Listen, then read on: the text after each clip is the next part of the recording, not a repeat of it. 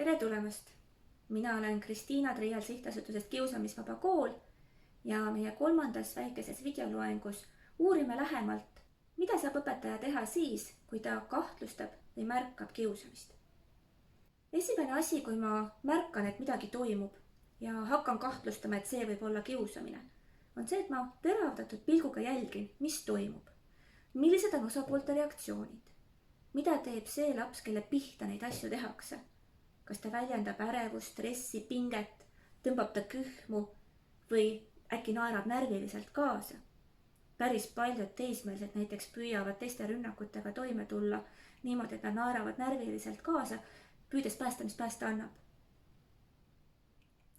Teine asi, mida ma teha saan, on jälgida kõrvalseisjate reaktsioone.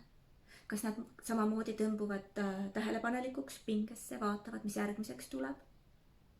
Sest kui kaaslased teavad, et seal on olemas kiusamise suhe, siis nad üldiselt hakkavad jälgima, mis järgmiseks tuleb või siis põgenevad minema.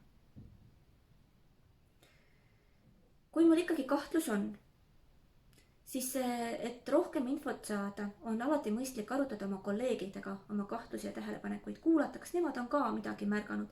Sest kui meil on kiusamine, siis see ei ole ühekordne juhtum. Neid on olnud ka varem võib-olla. Ja võib-olla neid pole minu tunnis olnud, aga teistel õpetajatel on olnud.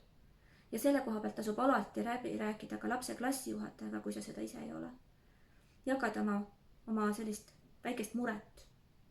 Sest võib juhtuda, et kolleegidega te saate pildi kokku ja saate teada, et see laps on võib-olla juba päris mitu kuud või lausa mitu õppeaastat kannatanud kaaslaste halvustava suhtumise all.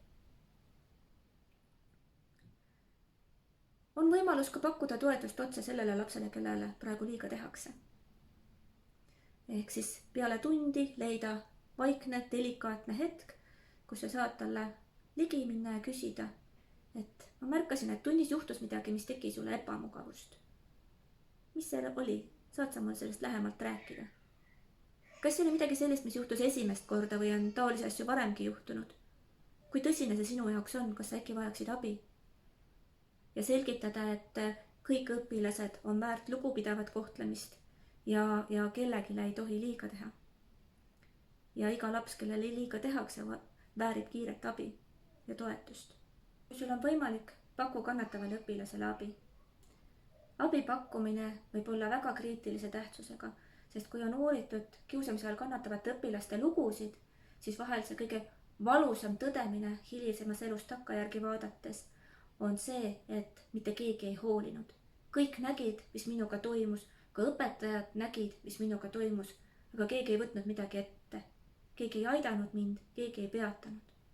Ja need õpilased, kellel on vähemalt üks toetaja, kas siis õpetaja või kaasõpilase näol, need tulevad nende kiusamise traumaatiliste tagajärgedega palju paremini toime. Nii et võib juhtuda, et sinu toetav õlg, toetav sõna, julgustus, abipakkumine on see superkangelase tegu, mis just selle lapse sellel hetkel päästab. Võib-olla kõige mustematest mõtetest üldse. Paku abi. Kui selgub, et laps vajabki abi, siis on sul oluline teada, millised abi saamise võimalused lapsel koolis on.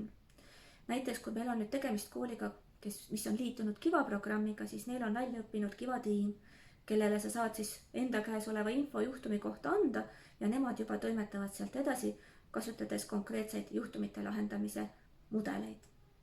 Ja enamasti sellised sekkumised on tõhusad ja aitavad siis lugu lõpetada. Kui sul koolis sellist väljaõppinud tiimi ei ole, siis tasub vaadata, mis võimalused on, mis on teil koolis kokku lepitud praktikad. Kas on see klassijuhataja, kellega koostöös saab hakata juhtumit lahendama või on olemas tugispetsialist, kellel see pädevus ja võimalus olemas on. Nii et otsi abivõimalusi lapsele. Anna see abivajadus edasi.